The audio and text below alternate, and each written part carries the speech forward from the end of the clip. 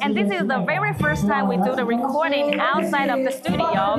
And here we are at the Jauvuvu village in Pindong County. As you can see that we are very lucky that the village is holding the traditional harvest ritual. And now let's talk to our friends, Jinuai, a youth from the village. So hi Jinuai, can you briefly introduce your village and what makes your village so special? Okay, first of all, the big welcome to Itapiang team for making this trip to here at Jauvuvu.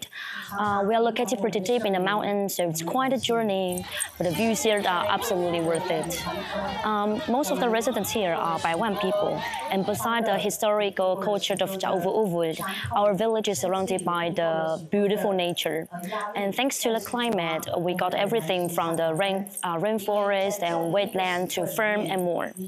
And although the village was affected by the typhoon, and we know that the harvest ritual was held scheduled thanks to the villagers' joint efforts to repair the environment. So, Jinuai, can you share a little bit more about this year's harvest ritual? Okay, you're here at a very good time. The annual harvest ritual takes place these days, and every year we pick up a new theme to celebrate our culture. And this year we pick up a theme of our traditional clothing. And the very special is that the elders make their own traditional clothing by themselves, and it helps them to stay physically active and also helps them to connect with the culture of Jauvuvu. Thank you for your sharing.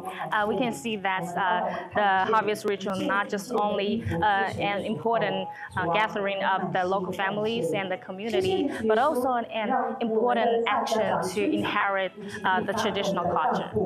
All right, let's move on to our first news. The Pacific Island nation of Palau celebrated the 30th anniversary of its independence on October 1st.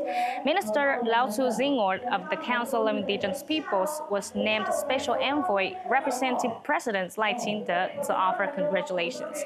And this reflected not only Palau's position as one of Taiwan's important diplomatic allies, but also the shared Austronesian heritage between Palau and the indigenous people of Taiwan. President Surinjal S. Whips Jr. of Palau led the crowd's rendition of the national anthem as the nation celebrated the 30th anniversary of its independence. The festivities on October 1st were attended by representatives from more than 30 countries, including Taiwan. Minister Nautu Zingru of the Council of Indigenous Peoples attended the celebration as a special envoy representing President Lai Ching-te, delivering an official letter of congratulations, which was read by a student representative.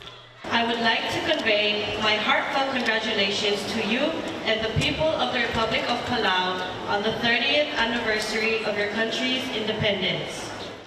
President Lai's choice of special envoy reflects the shared Austronesian heritage between Taiwan and Palau. Minister Nautu Zingru presented President Whips with a linked drinking cup, a distinctive vessel of the Paiwan people symbolizing the link between the two countries. He said that coming to Palau felt almost like going home to his indigenous community. 感觉上，我们好像回家一样，我们没有出国的感觉。那么我们的文化也很多这个相同，而且我们饮用的饮食、吃的东西、槟榔等等。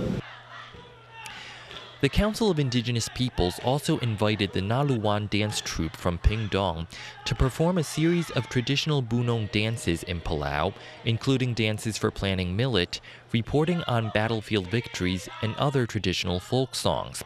This was a chance to share Taiwan indigenous culture with the world, as well as for the troupe members to appreciate the aesthetics of Palau. 他们表演的时候都是一个大群体，那歌声的时候，像这边的环境一样，像这边的海一样，像这边的山一样，就是非常的自然舒服，然后步调也在这边的生活步调也比较慢。Palau's UN trusteeship ended only in 1994, making it one of the world's youngest countries. It has also been a stalwart ally of Taiwan on the international stage since diplomatic relations were established in 1999. The cultural ties between Palau and Taiwan's indigenous peoples are also part of the connection between the two countries. President Whips expressed his hopes for the ties to grow even stronger in the future. I just want to continue to encourage all Taiwanese to come and visit Palau.